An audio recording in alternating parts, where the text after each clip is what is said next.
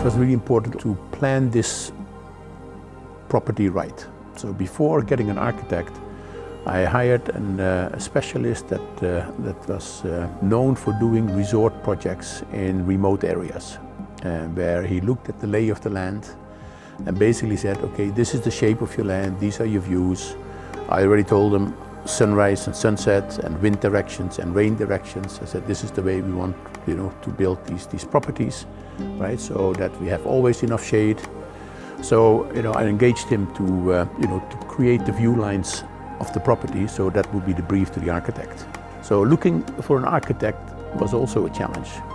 And, we found a company called Habitat 5, which was a small startup at that time, a German architect.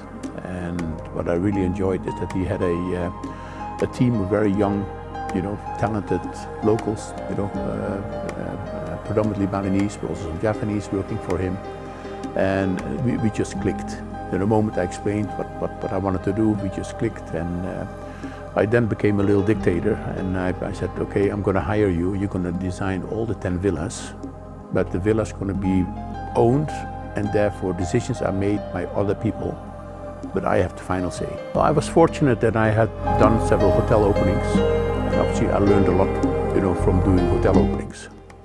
Just creating view lines, make sure that the lighting is right, that nothing blinds you, but when you walk into a property at night, that there is little accents everywhere that actually create your path, how to get from point A to point B. And for me it became a little bit of a hobby. I really enjoyed doing the project. My wife and I sold the land to friends and friends of friends. Way too cheap in hindsight, but this is why we have a great group of people that has been here for almost 20 years. And we designed this community whereby every home has a protected view.